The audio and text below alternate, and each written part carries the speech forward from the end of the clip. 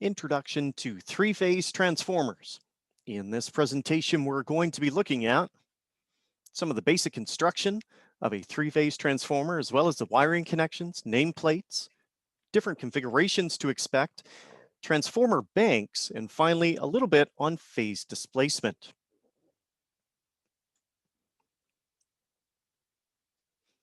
Now, this is what we most expect to find when we're talking about basic transformers.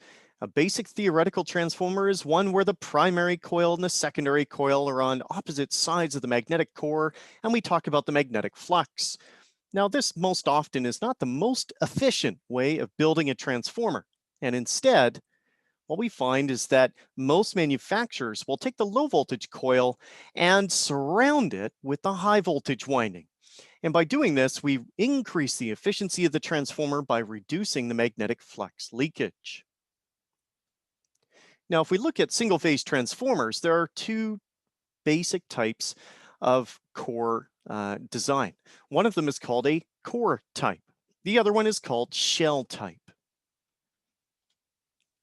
The way that they differ is where the magnetic flux path travels, and there would be reasons to choose one over another in the design stage. But you can still see that the windings have the low voltage surrounded by the high voltage coil. On three-phase transformers, this continues to be the case where we have a core type construction or a shell type construction. Now, the most common type is called a core type, or an E-frame, sometimes they call it that as well.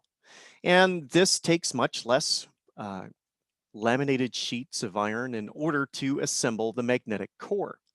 Now notice that it is all sliced up like we would imagine from any type of magnetic object needs to be sliced into very thin sheets, and those thin sheets are then laminated and then bolted together to make one solid electromagnetic core. And so for a three-phase transformer, we have 6 windings, 2 for A, 2 for B, and 2 for C, and the low voltage is encapsulated by the high voltage winding. So it's going to be wound a little bit smaller. If we were to sketch all the individual wires, this is kind of what it would look like. We would have a low voltage and a high voltage wound around the same leg of the core, and 2 wires would come off of each. Now, obviously, this could get confusing in a hurry. And so because of that, typically, it's common to represent a three-phase transformer more like this, where we have 3 individual winding transformers, and then we can start sketching where the connections would go. Now, there are 3 different constructions of three-phase transformers and also of single-phase, but most often we see these presented in three-phase, and there are different advantages for different applications. So let's look at a cast resin three-phase transformer. Now, a cast resin means that those 2 windings that are on the A phase are actually put into a bath of hardening resin and then solidifying every nook and cranny with this solid plastic.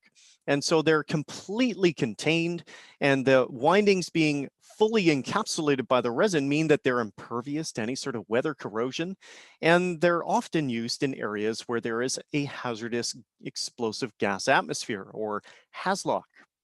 Now, these are exceedingly heavy, and because of that can restrict at times where they can be installed.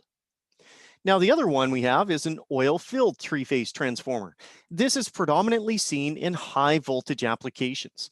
The windings are immersed in a dielectric or insulating oil. Now, the oil provides insulation, electrical insulation, but also cooling, as the oil then flows through from a receiver tank here, expansion receiver tank, down through radiator coils. And sometimes there's electric fans on the outside to increase the airflow. Now, finally, we have a dry type three-phase transformer. This is the most common form that we see transformers as electricians. Most of us are doing low voltage work, and that's under 750 volts, although these are at times used in high voltage, but not very commonly. So the windings are open to the ambient air, and it's really the air that provides the cooling for the windings. This is the most common and cheapest transformer out of the three. Now, transformers can be purchased with windings or coils that are either copper or aluminum wound. And this might be news to some of you, and others you might be quite familiar with this. And predominantly, the reasoning behind this has to do with cost. Now, this might be the most common type of transformer. And if you go to the wholesaler and you say, I want to get a transformer, here's the capacity size, they will spec or specify or have in stock a copper wound transformer. It's the most common, it's the most efficient, however, it's the most expensive. There are substantial cost savings that are seen with an aluminum wound transformer. It is cheaper, and sometimes that cost factor really impacts the overall bid.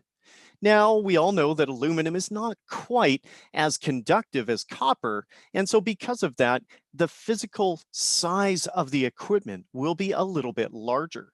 However, it's still going to be lighter than the copper equivalent. Now, keep in mind that there is a very, very slight efficiency loss when compared to a copper transformer. And finally, there is the oddball, and at times this could be utilized in specific specialty applications, but generally this is not too common. A mixture of copper and aluminum.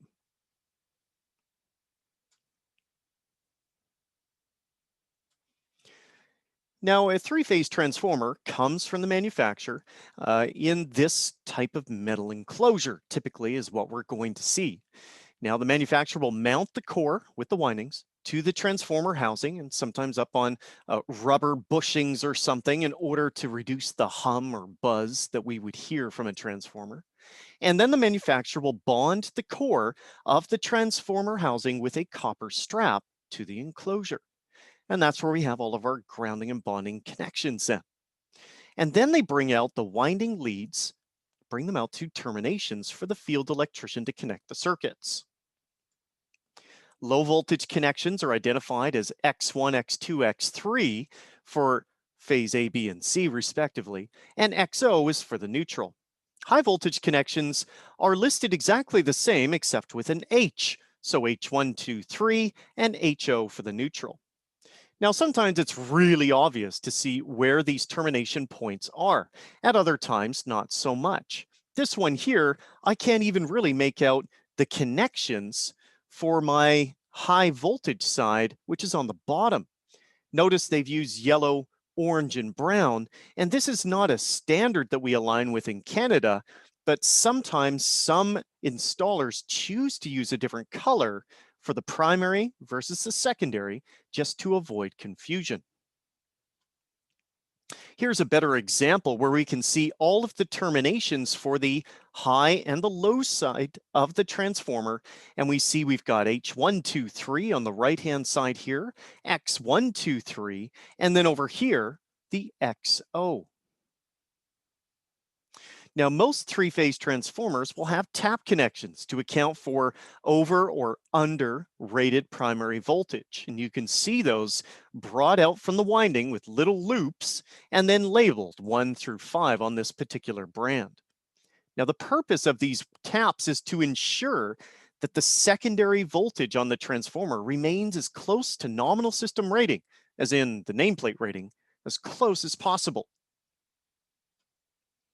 And we can see those taps present on this transformer as well. They're in slightly different arrangement, but you can see here that the tap is actually a very small tap wire that comes off and terminates to the actual terminal for the field electrician. Now, this one's set up in slightly different way, and so you really got to watch as you're terminating the transformers. This one at the very top, looking left to right, it starts with X1, and then it goes H3, X2, H1, XO, which is the neutral, X3, H2. So kind of bizarre. So you really got to be watching when you terminate on a three-phase transformer. And finally, here's another example, all the terminations down on the bottom. And this one are actually Jiffy markered in, probably by someone who didn't want to reference back to the nameplate every single time they opened up the transformer. Now, tap connections are typically set by the manufacturer at 100% or perfect rated primary voltage. If the source voltage available for the primary is low or high in comparison to that, all three taps must be moved to the same setting. So we can see the tap sitting on this nameplate sort of in the bottom above the red danger line. Now, if we take a close-up of that, we can see that on this particular brand of transformer, there are 7 different taps, and the taps are then listed for the jumper connection as to what voltage you have available. If we're working in a manufacturing environment where they have their own generation on site, we might be running a little bit high on the system voltage. And if we look at tap setting 3 would be perfect 3-phase 600 volt. But if we're running a bit high on the voltage, maybe 610 volts consistently, perhaps we want to move the jumper to connection 2. If, more likely, we are operating below 600 volts and we're at the end of a long transmission line or distribution line, then perhaps we need to look at a different tap setting that is higher than number 3 and is more associated with the lower voltage. So if we're running at 560 volts, perhaps we would use tap connection 5. And by doing that, we are actually increasing the volts per turn on the primary winding to ensure that we have the continual secondary nameplate voltage available for our loads.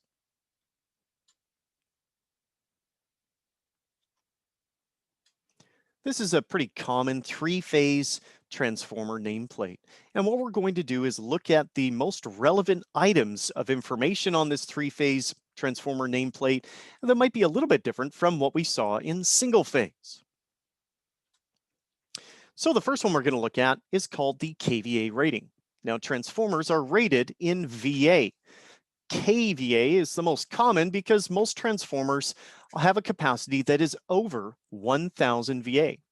Now, just like single-phase transformers, this VA is used to do calculations for current on both the primary and the secondary circuits.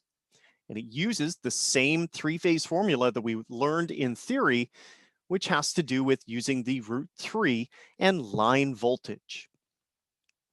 So depending on the size of the load, we can then determine the size of the required transformer.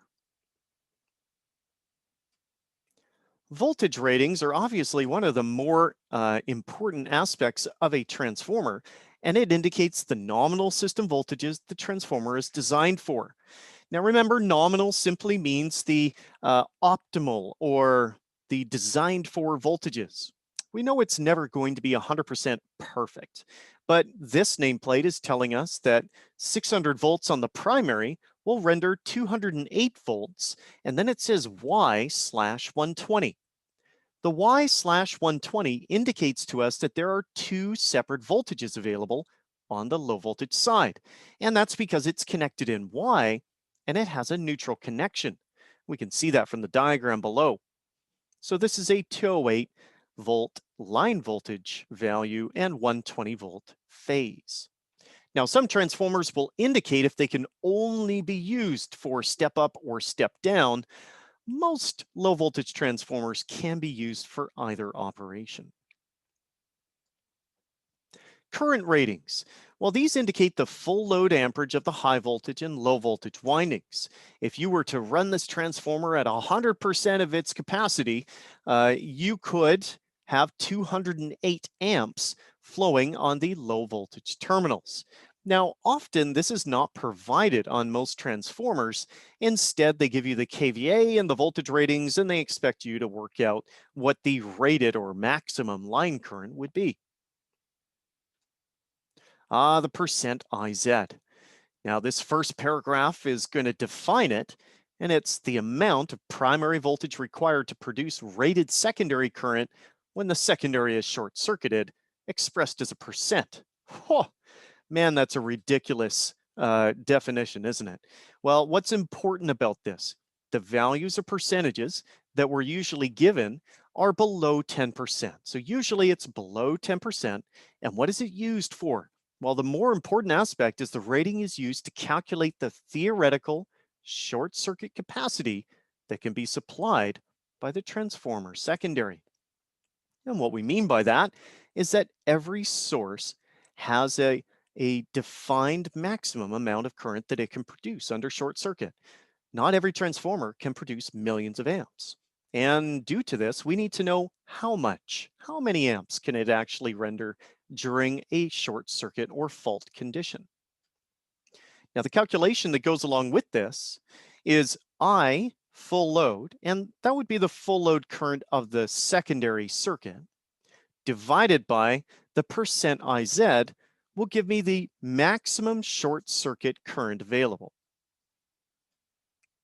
So any equipment that's connected to the transformer secondary circuit must have an interruption rating that is larger than the fault current calculated. So here I have 600 volts coming into a three-phase transformer and 240-volt three-phase coming out. Its rating is 100 kVA, and we've got a 3.5% IZ.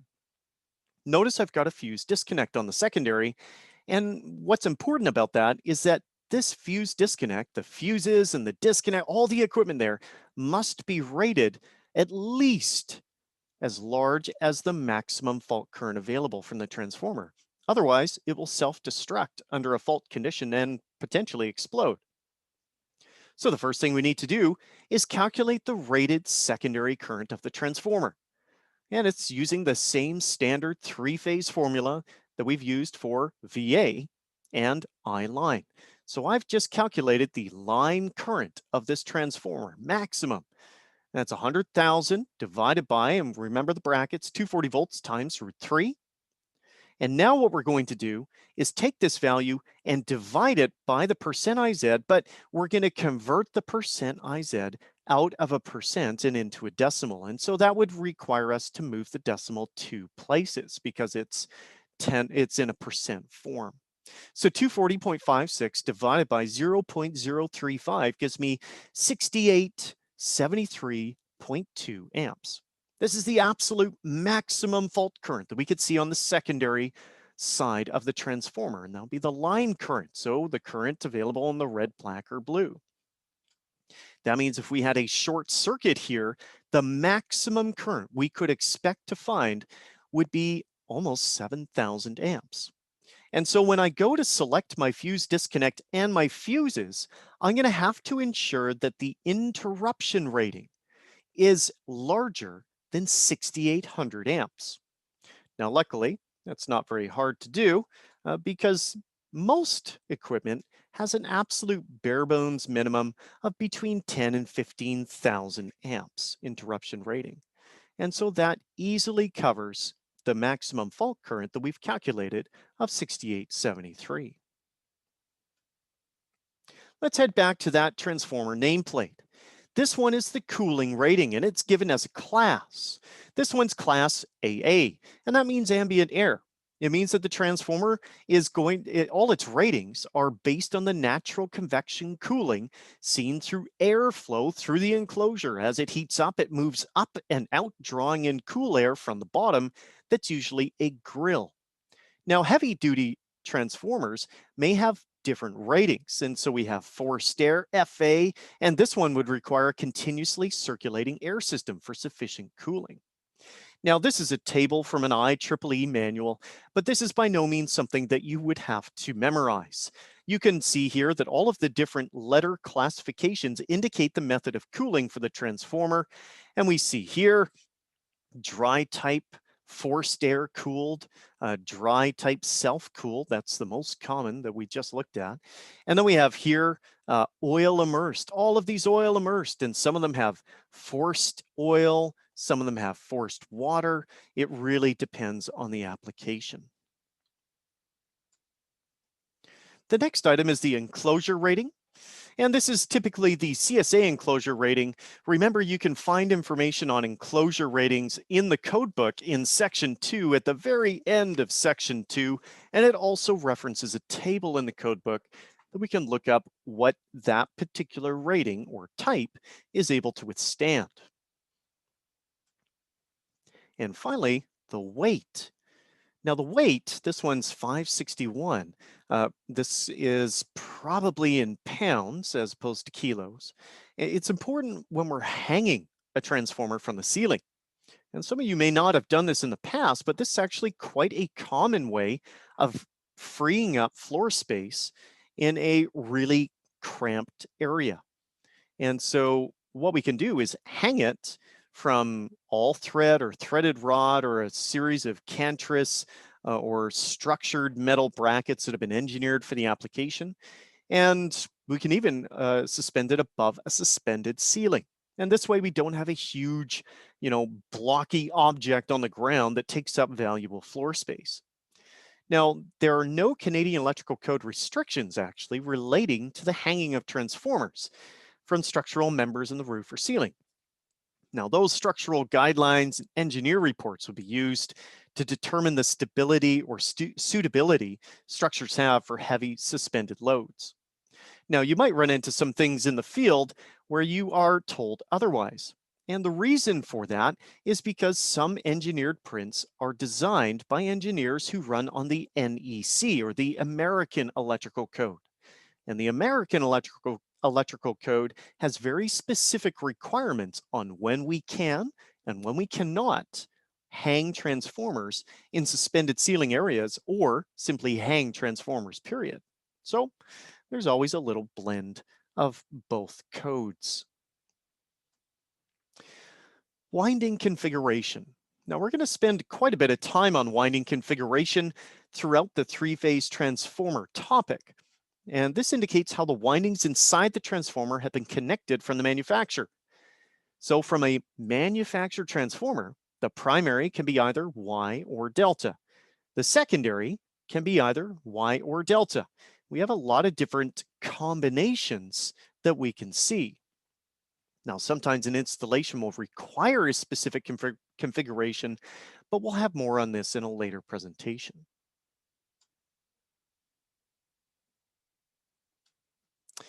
We're going to look at a list of the different types of three-phase manufactured winding configurations.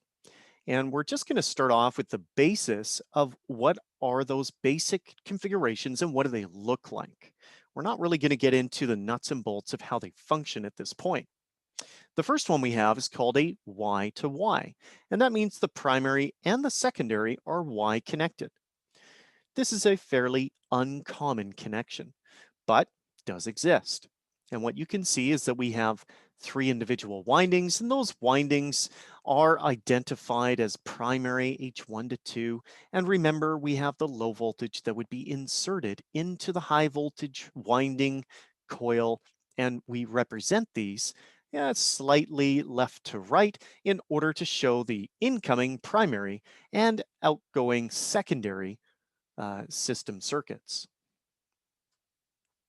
A delta to delta is probably a little bit more common, and this is where we have, again, three windings, and we have delta connection on the primary and delta connection on the secondary. Notice with a delta on the secondary, you would only have one three-phase voltage. You would not have a second three-phase voltage like in the Y system.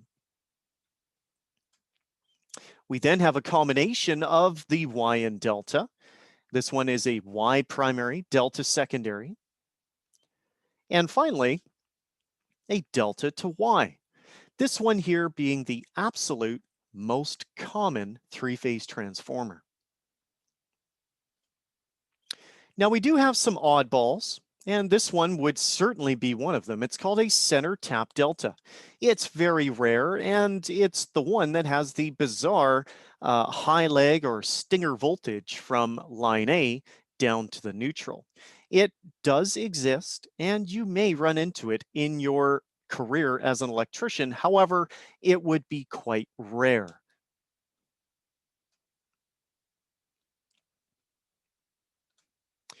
Now, when the electrical load that we need to drive exceeds the capacity permitted by a manufactured three-phase transformer, a larger three-phase bank must be used.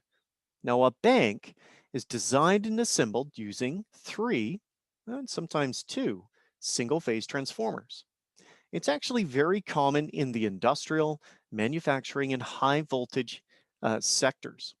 High voltage, you can see here, the picture on the right is three individual single-phase transformers, and you can probably guess that they have done this to try to equalize or distribute the weight of the transformers on that pole. If we had just one humongous three-phase transformer, it would tend to put the pole off balance. Now, single-phase transformers can be used to build all of the three-phase transformer configurations that we saw with the manufactured transformers. So all of the same ones, they can be used to build. However, they can also offer flexibility for connection situations that are not typical. So here are the two additional three-phase transformer bank systems that we can connect.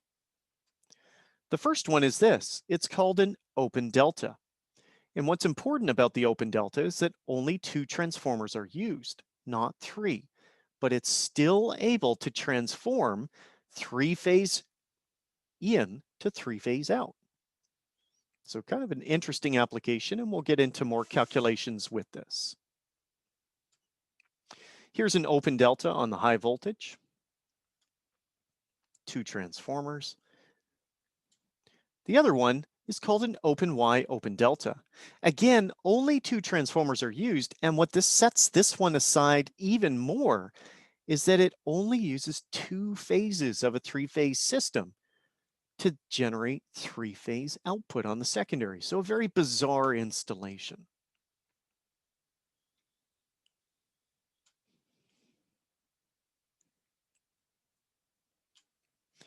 Now, the difference between delta and Y line voltage angles is 30 degrees, as what we've seen in our previous three-phase theoretical studies. Now, this 30 degrees could be referred to as a phase displacement or phase shift. Now, when we have a phase displacement between a primary and a secondary, because one of them's delta and one of them's Y, it introduces this very small shift to the line voltage. It's 30 degrees off. Of course, they're all separated still by 120 degrees, but you can see VAB on the left on the delta incoming primary is at 0 degrees. And once we then run it through a Y winding, well, we know that the line value is going to shift, which means VAB 600 volt is now at 30 degrees. Now, this particular diagram, I wasn't trying to put in different voltages for different applications. I wanted to just keep it the same. So we could pretend it's just a isolation one-to-one ratio transformer. Now, when supplying load from a single transformer, and this now we have a real transformer, 4160 in, 600 volts out, the phase displacement is of little concern.